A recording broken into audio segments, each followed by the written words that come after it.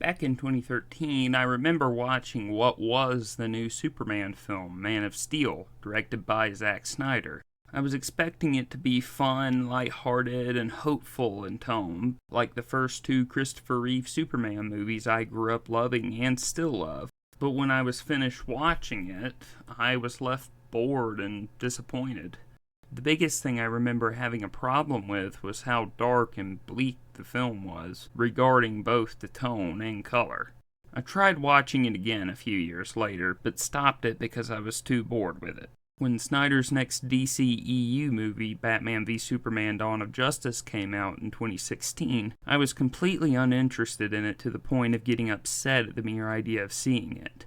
Unsurprisingly, I based all of that off of my disappointment with Man of Steel. During the time Justice League was getting made, when I heard Joss Whedon was taking over for Zack Snyder when Snyder stepped away from production, I was actually excited and thought it could turn out amazing. I was basing this off the fact that Whedon made a superhero movie I really love, the first Avengers movie, and Snyder made a disappointing superhero movie I didn't like. It was not until last year, when the Release the Snyder Cut movement was trending and fans of the Snyderverse were heavily voicing their thoughts on how much they love Snyder's movies, when Snyder's DCEU came back into my radar. I was thinking for a bit there, these people are crazy. How could they like a superhero being the opposite of who he was supposed to be? Then I began to question my biases against Man of Steel and Zack Snyder's vision for the DCEU.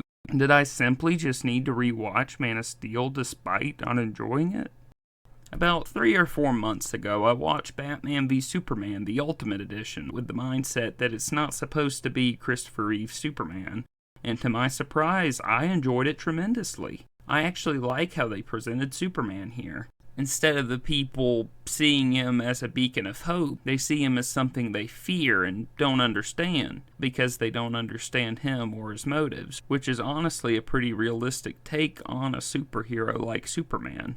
Henry Cavill did a fantastic job portraying the character, and I thought he was a great choice for Superman. And I also really liked Ben Affleck as Batman.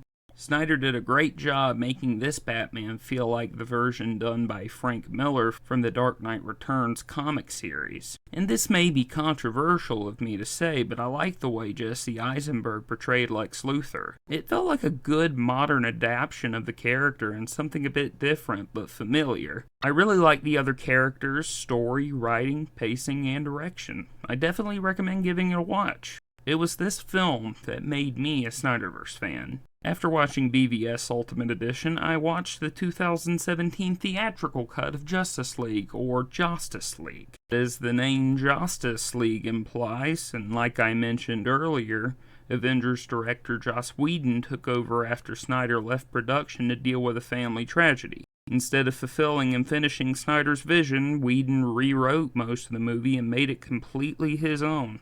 I'm gonna be perfectly honest, Josstice League was a forgettable mess of a movie. With its hastily rearranged plot, lame writing and humor, characters that weren't as fleshed out as they should have been, an unconvincing villain with a weird motivation, colors that made the film look like a bad LSD trip for no apparent reason, especially in the big climactic battle at the end, a family that's just kinda there and unnecessary in the grand scheme of things. This movie feels like another cash grab of a product with no soul, done by a director who doesn't really know what he's doing. Whedon doesn't seem to understand what Snyder was trying to accomplish, story and character-wise. And because of that, this movie just crashed and burned. This is not a good DCEU, DC Comics, superhero, or movie in general. Don't watch it unless you want a brain aneurysm.